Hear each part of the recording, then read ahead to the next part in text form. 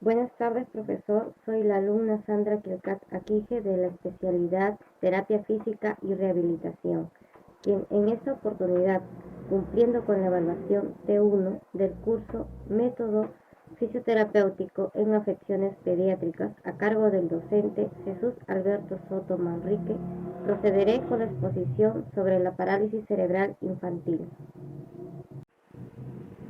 La parálisis cerebral infantil, PCI, es la causa más frecuente de discapacidad motórica en niños. Cuando hablamos de PCI, hacemos referencia a un grupo de alteraciones no progresivas del movimiento y la postura que limitan la actividad debido a una lesión del cerebro ocurrida durante el desarrollo cerebral del feto o el niño pequeño. Esto se puede dar mediante la gestación, en el parto o durante los primeros años de vida. Asimismo, los trastornos motores se acompañan frecuentemente de alteraciones sensoriales, perceptivas, cognitivas, de la comunicación, epilepsia y o problemas musculoesqueléticos secundarios. Asimismo, cabe resaltar que la parálisis cerebral infantil se presenta en tres tipos de PCI, los cuales son los siguientes: parálisis cerebral espástica, parálisis cerebral atetóxica y parálisis cerebral atáxica.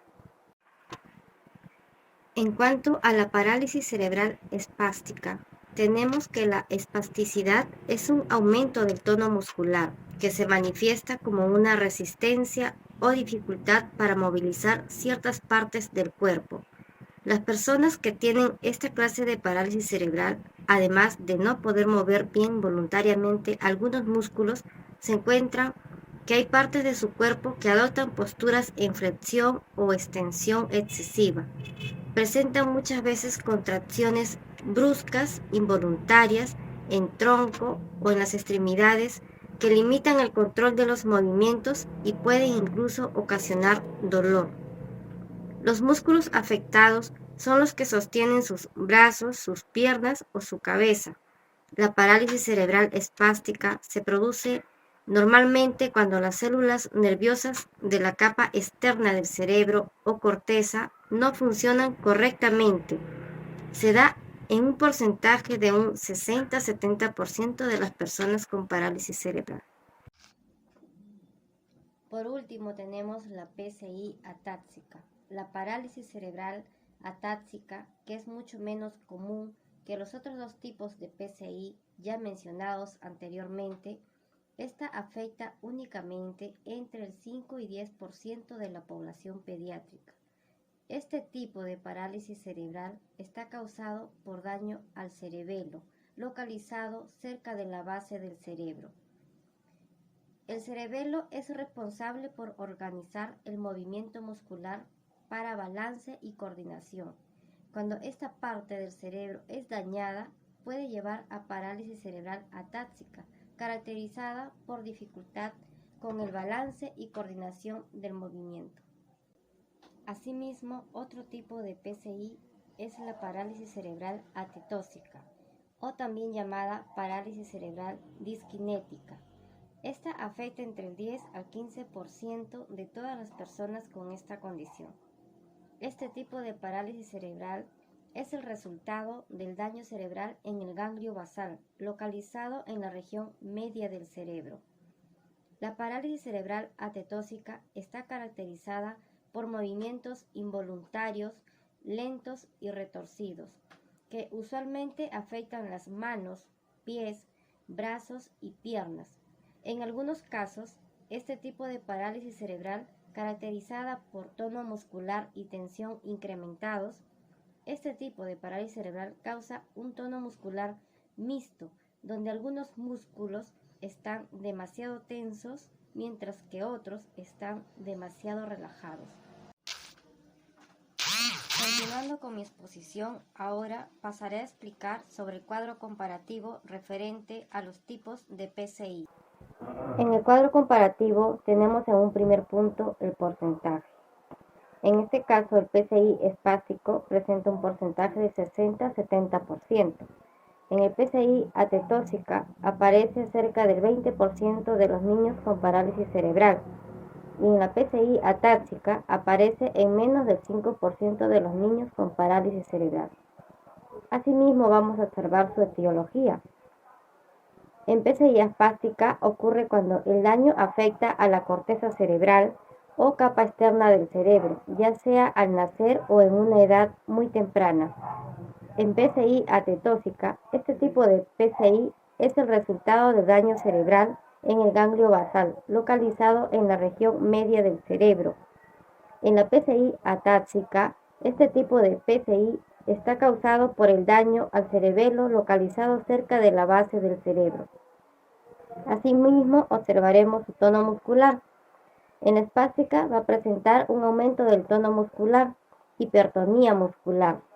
En la atetóxica va a haber una distonía. Algunos músculos están demasiado tensos, mientras que otros están demasiado relajados. Y en la atáxica va a haber disminución del tono muscular, una hipotonía muscular.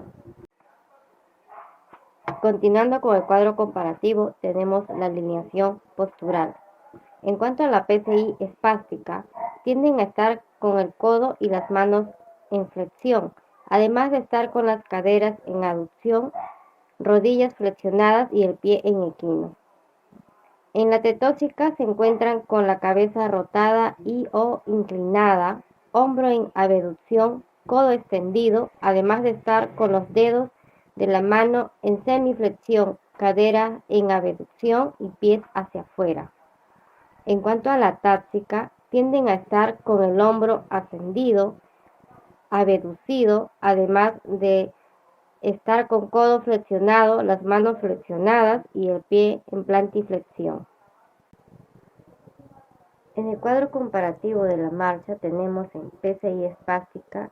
Estas en la fase inicial realizan la marcha en plantiflexión, además de estar con el pie en equino y con la rodilla y cadera flexionada. En la fase de balanceo eleva el muslo, el pie cae en equino y en plantiflexión, además de estar con la cadera y rodilla flexionada. En cuanto a la PCI atetóxica, les causa dificultad a la hora de realizar la marcha debido a que tienen problemas para controlar los movimientos de sus manos, brazos, pies y piernas, ya que se mueven de una manera descontrolada. En la PCI atáxica va a haber presencia de marcha inestable debido a la alteración que presentan en el equilibrio y la coordinación.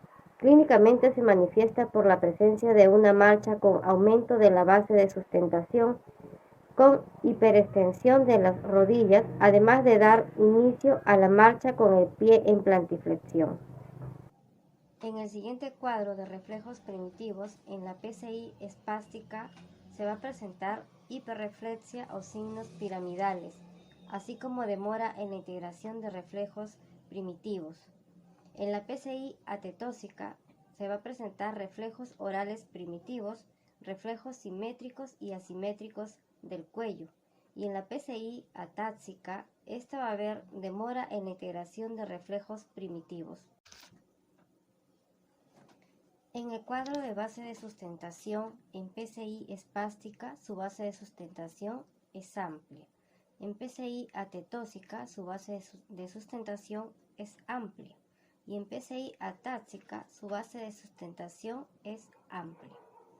En cuanto a tipo de movimiento en el siguiente cuadro, en PCI espástica, sus movimientos pueden parecer espasmódicos, movimientos rápidos que no pueden controlar y que no tienen ningún propósito o entrecortados. En PCI atetóxico, los movimientos son involuntarios, pueden ser lentos y contorsionantes o rápidos y espasmódicos. En cuanto a PCI atáxica, los movimientos son disinérgicos o descoordinados. Discronometría, problemas en la velocidad, retraso en el comienzo y en el final de los movimientos voluntarios. También va a presentar dismetría, problemas en la dirección del movimiento en relación a la distancia. Por último, dentro del cuadro comparativo de los tipos de PCI, también vamos a encontrar por su clasificación y por ayuda biomecánica. En cuanto a la clasificación, el PCI espástico presenta cuadriplegia, diplegia, monoplegia y hemiplegia.